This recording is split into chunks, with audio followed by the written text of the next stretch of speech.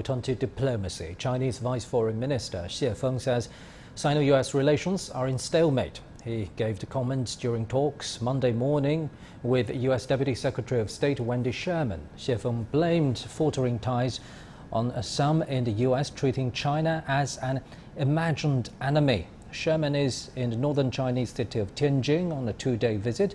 She's also meeting Foreign Minister Wang Yi on Monday. Wendy Sherman is the highest level US official to visit China since President Joe Biden took office. Now, for more insight into this visit, we're joined in the studio by current affairs commentator Mr. Einar Tangen. So I believe that, Mr. Tangen, you've noticed the United States created quite some buzz or drama before Sherman's arrival. So who's setting the agenda this time? Well, that's the whole point. What you heard about was guardrails and, how, they were going to say what, the situation was between U.S. and China. And I think it's very important to realize that China is, I think, done with playing this kind of tit for tat, respond to the U.S. Situations. And they decided just to express it very clearly. The relationship is in a stalemate. Your perception that we're the enemy is getting in the way of any kind of cooperation. I think it's a very, very important kind of watershed moment for foreign diplomacy, especially at this time. So China has urged the US to stop thinking of it as an imagined enemy. Do you think the United States will or can change this enemy-creating mentality?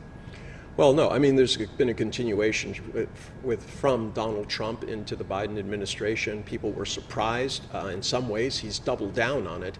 He certainly hasn't reversed all of the foreign policy moves, not only against China, but against Europe. He talks about them as allies and all this type of stuff, but actions speak louder than words. And as far as China is concerned, it's getting very, very difficult. The overwhelming amount of population of the United States now regards China in a negative light, and this is because of the daily barrage of attacks against China. China is accused, literally, it's like a drumbeat. Day by day, there's another announcement of why China is bad. And there's no proof offered, just repetition. This is a PR campaign, a disinformation campaign from Beijing's perspective, and they said, this is enough. You either want to work with us or you don't. So having said that, do you think the United States is serious about dealing with China in a responsible way? And how serious really is US domestic problems?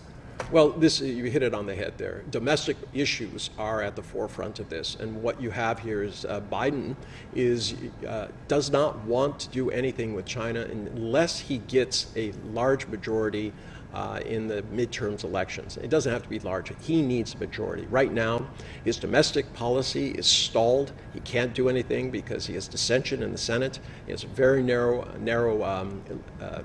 lead in the Congress, the House of Representatives. So at this point, he's focused on that, and he's put China on the back burner. He keeps, this drumbeat going so that the Republicans can't say that he's soft on China. But even despite that, they are doing it. So you could see the game plan some time ago.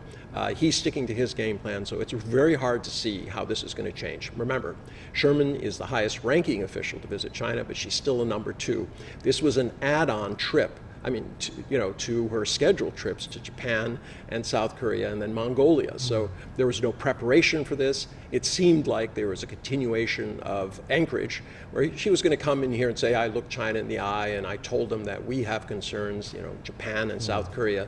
And as I said, trying to, quote, set the agenda and say, this is about guardrails, we're the responsible party. China seemingly is no longer interested in that game. So do you think the two sides will touch upon some specific issues at this time, for example, trade? That is very hard to say. The U.S. is pleading victim. They're saying that China is behind on its commitments to the Phase 1 deal. But, it's hardly surprising. You keep kicking somebody, and at some point they say, stop. And we don't expect us to cooperate with you. Now, there's been no sign whatsoever that China is reneging on its particular commitments, but there are problems in the U.S. in terms of just sheer delivery. Right now there is going to be a probable shortage in the United States due to this heat dome, which is killing crops all across the United States, not just in Canada and the western parts. So don't wish for something you can't do from the U.S. side.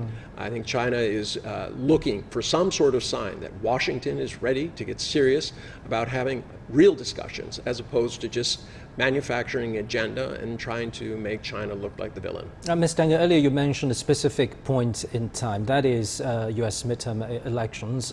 Do you think things may be getting even a little bit more positive after that? Let's hope so.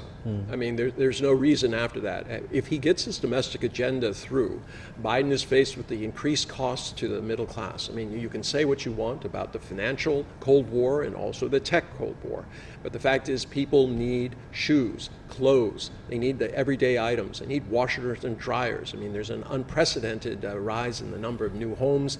They're going to have to be outfitted, probably. So where are those going to come? They're going to come from China. But what is the cost going to be? If he increases the cost on U.S. consumers, despite the windfall, that will not help anybody who's trying to, run their ordinary lives. So I think at that point he comes to a reality that there needs to be some accommodation, but it's just not clear. And it seems like they're digging themselves a PR hole that is becoming very difficult. If you tell the American people that China is evil, how can you reverse that and say, oh, but we can deal with them? So very, very difficult times ahead. Thank you very much. Current affairs commentator Mr. Einar Tangen there.